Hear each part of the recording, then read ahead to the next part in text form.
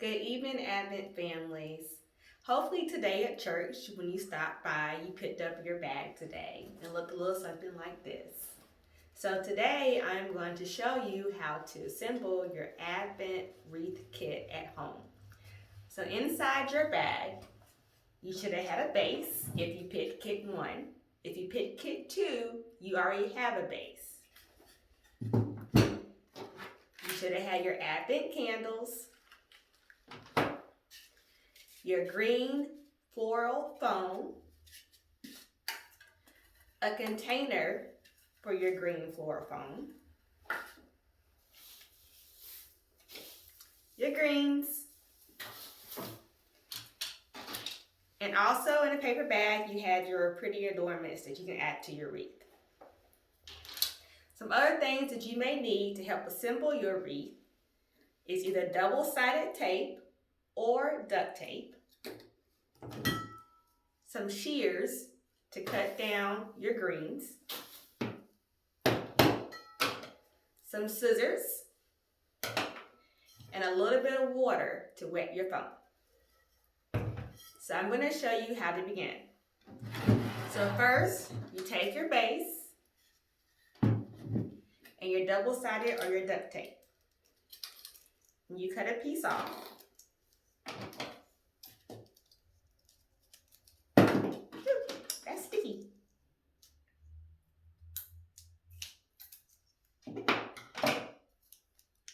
Double-sided tape has 2 sides, which I think is why they call it double-sided tape.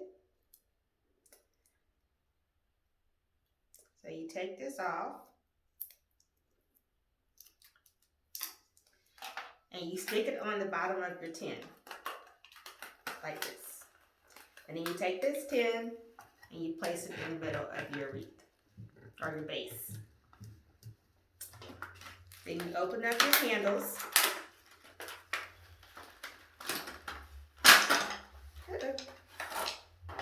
And you place the candles in the 4 holes. It doesn't matter what order you place it in. You can place it in whatever color arrangement that you want.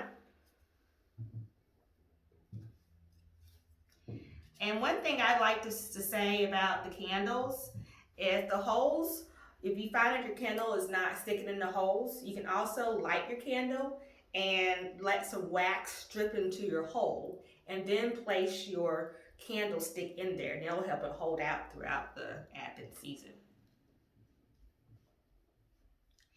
Do a little twist, twist, shimmy, shimmy. Then you take your foam and you place it in the middle.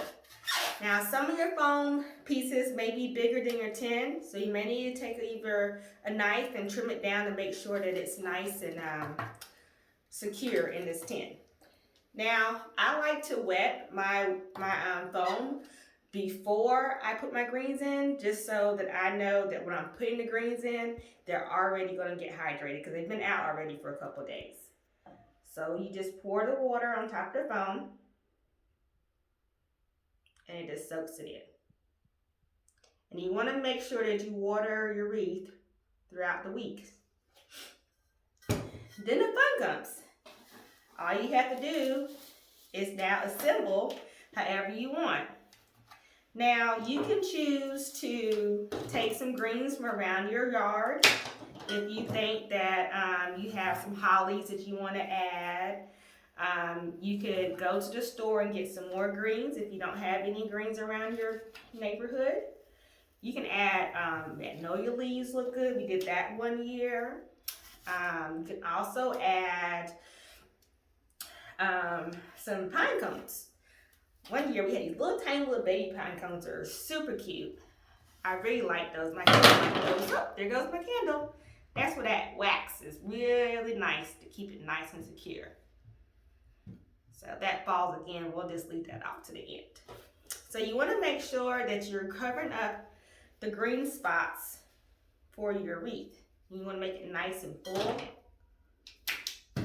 This is why I like the magnolia leaves, because I used to use it as a base and then I would fill in the sides.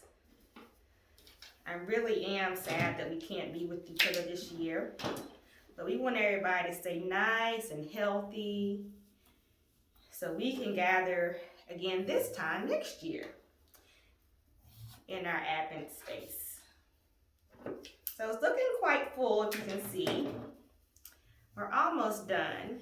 And then during the Advent season, each week, you can light the candle right along with Pastor Ward as he lights the candle for Advent season, for Advent week 1, 2, 3, and 4.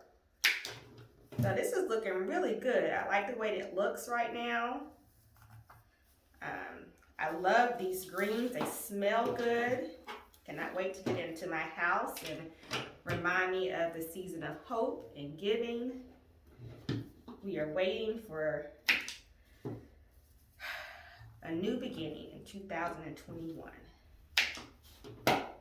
Oh, that's looking so nice. I think I just add a couple more pieces in. Put some here.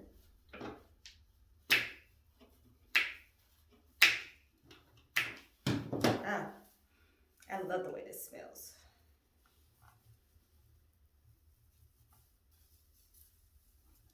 Got a spot there that's looking like it's sticking out. Put some over here.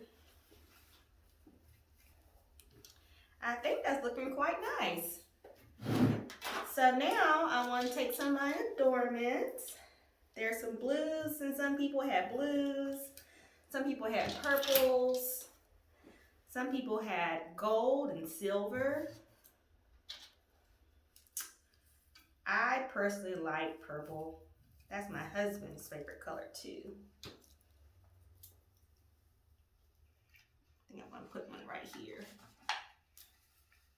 And then we have some ribbons. So the ribbons you can do a couple things with. I've seen people tie the ribbons around the bows, around the candles. Around the candles to make it look a little pretty. I think that's what I'm gonna do. And I'm going to take this one and put it around this candle.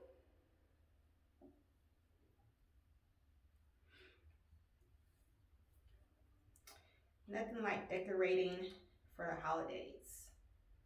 And then on December 6th, Advent, we're having a very special tree lighting ceremony. We're having our first Christmas tree outside.